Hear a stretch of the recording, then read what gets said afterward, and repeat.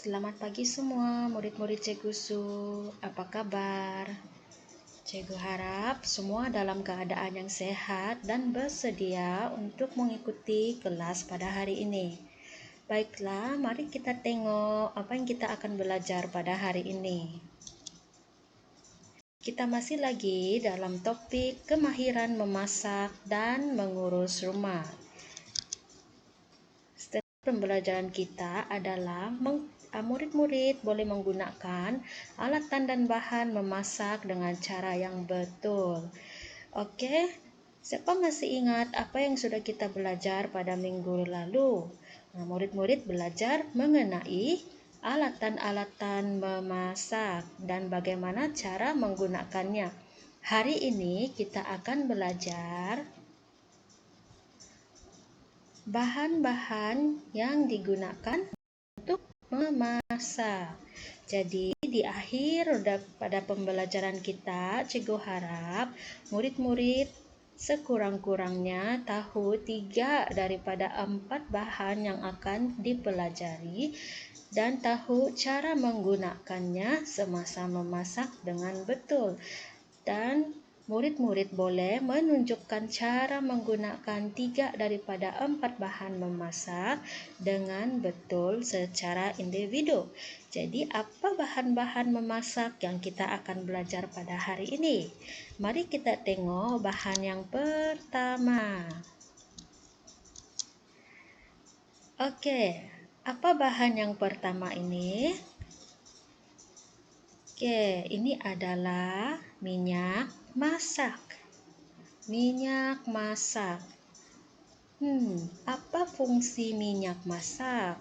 Minyak masak digunakan untuk menggoreng atau menumis makanan. Sebut dengan cikgu, menggoreng atau menumis makanan. Contohnya kita menumis sayuran, kita goreng nasi, kita goreng ikan. Mesti kita gunakan minyak. Oke, kita teruskan bahan kita yang kedua.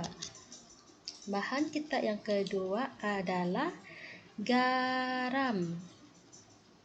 Garam. Ya, ada 2 jenis garam dalam gambar itu.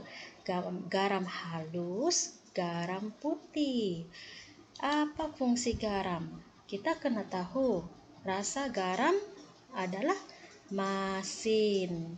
Jadi, garam digunakan untuk memberikan rasa masin kepada makanan. Murid-murid kena tahu cara menggunakan garam semasa memasak.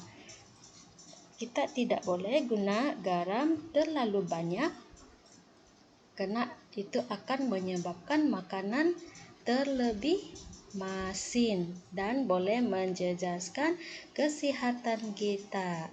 Dan garam hanya perlu digunakan dalam kuantiti yang sedikit. Oke, kita teruskan dengan fungsi bahan yang ketiga, yaitu gula. Gula. Apa fungsi gula? Apa rasa gula? Gula rasa dia manis. Jadi gula digunakan untuk memberi rasa manis kepada makanan. Biasanya kita gunakan gula semasa memasak pelbagai makanan. Kalau kita masak ayam, kita masak nasi goreng, pun ada letak gula. Dan gula juga perlu digunakan dalam kuantiti yang sepatutnya. Tidak boleh terlalu banyak dan tidak juga terlalu sedikit. Kita tengok bahan yang seterusnya. Bahan yang seterusnya adalah kicap. Kicap. Ada pelbagai jenis kicap. Ada kicap manis, ada kicap masin, ada yang cair, ada yang pekat. Apa fungsi kicap? Kicap digunakan untuk menambah rasa pada makanan.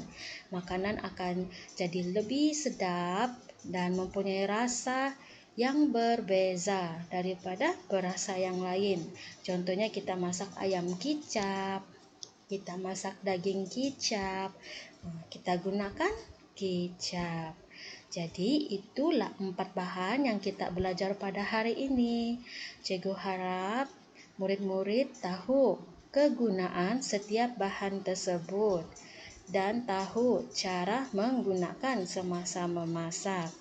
Oke, itu saja. Sekian dan terima kasih untuk perhatian murid-murid semua. Selepas ini, cikgu akan bagi activity dan latihan untuk murid-murid buat supaya murid-murid lebih paham bagaimana cara menggunakan bahan-bahan yang sudah kita belajar dan tahu fungsi setiap bahan tersebut.